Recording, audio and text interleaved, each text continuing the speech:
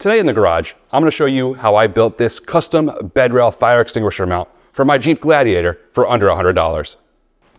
Now I'm all about finding creative ways to solve problems while making things with my hands and saving money while doing it. I also wanted to find a way to mount this fire extinguisher easily into the bed of my Jeep Gladiator. I was originally going to buy one of those pre-built Molle panels that bolt into the side of the bed, but for one, they're pretty expensive, and two, most of them are full Molle panels that cover the entire inside of the bedside.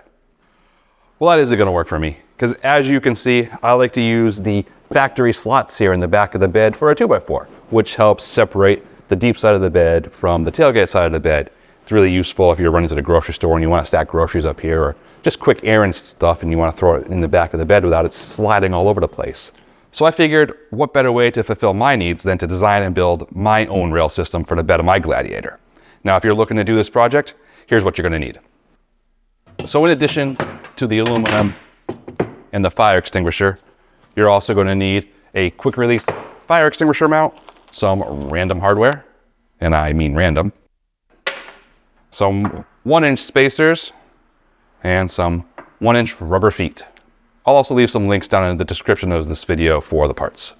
I know I want to use this angled aluminum as my inner bed rail here. And what I'm going to do now is go ahead and map out the locations of the factory bolt holes here in the bedside and transfer them to the aluminum that I know I want to drill holes for. And if you have a bed like me that's been rhino lined or Hercules lined or whatever, this spray and bed liner that's in the inside, these factory locations are going to be filled with debris from the spray. So you're going to want to go through with a tap and clean those out. And if you're wondering, the bolt size is M6 with a 1mm thread pitch. So we're going to go ahead and clean out all these holes now.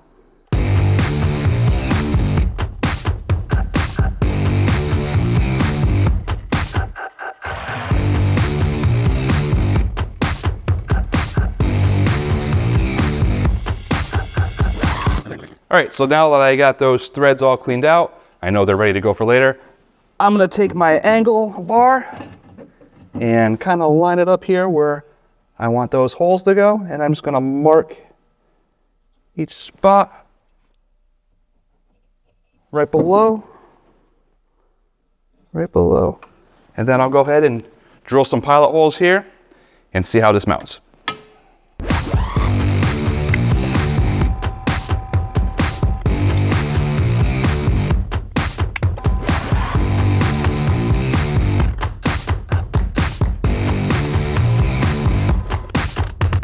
We've got the angle rail drilled with holes, and I've got these 1-inch, these are like kind of like hard rubber bushings, and 3 M6 bolts that are 40mm long with 1/4-inch washers that are going to go through the rail here, and we're going to use these 1-inch spacers as standoffs to pull the rail away from the bedside.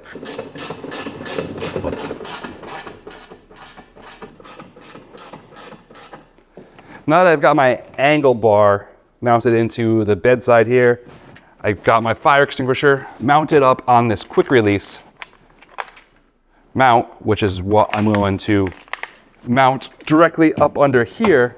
But what I'm noticing is the 1-inch spacers that I have back here are like a 1/4 inch too short. I need another 1/4 inch to get this flat bar to come out just a little bit further. What I think I'm going to do is this flat bar of aluminum here, I'm going to cut a couple little spacers and put them right behind, pull this out just a little bit more, and then I can go ahead and mount the fire extinguisher. All right, a little bit of trial and error on my part. Right here, let me put these down first.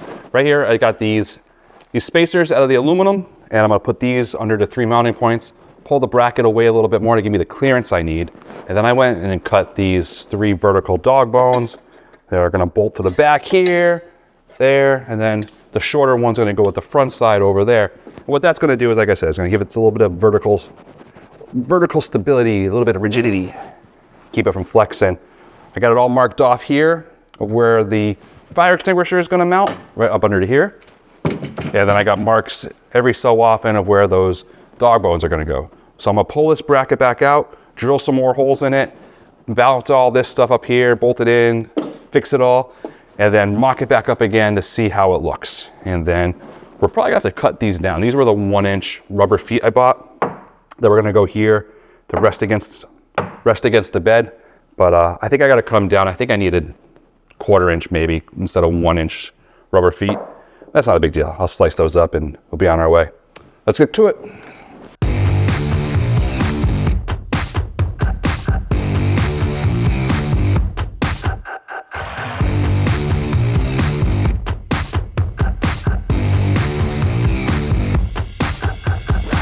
Okay, so now that I've got all my parts mocked up for the rail system, I ended up grinding down these 1 inch rubber feet to about 1/2 inch. And from what I'm looking at, this is gonna be the perfect size we need. So pretty much I just gotta go assemble my rail system. I'm gonna do that right now. Now in all these fasteners, I'm using nylock nuts, and the nylock nuts have that little bit of nylon on the inside of them. And all it does is, once you screw it down onto the bolt itself, that nylon expands and kind of holds itself on so it doesn't unthread. It's a good idea. I mean, it's gonna be in the back of the Jeep bouncing around. We wanna make sure everything's as secure as possible. Now, which is the way this goes? So this mounts to the rail, and this is gonna be my down dog. Down dog.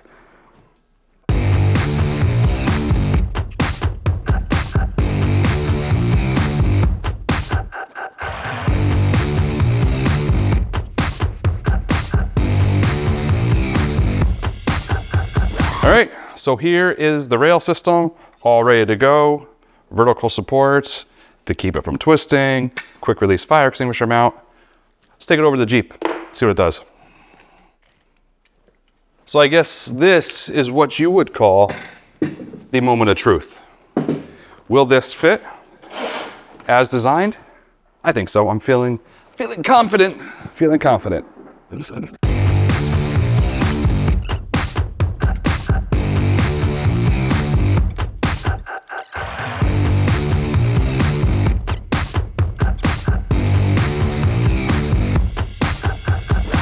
Now the big question, will the fire extinguisher fit?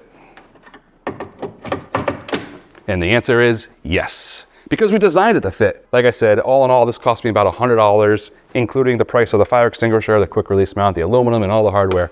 Not a bad deal. If you're looking to pick up any of the parts I used in this video, I'll leave some links down in the description below. A little bit of ingenuity and hard work, maybe about 2 hours worth of labor, all in all. And I got some room over here if I want to mount a flashlight or maybe some other type of emergency equipment. Anyway, thanks for watching. We'll see you guys in the next video.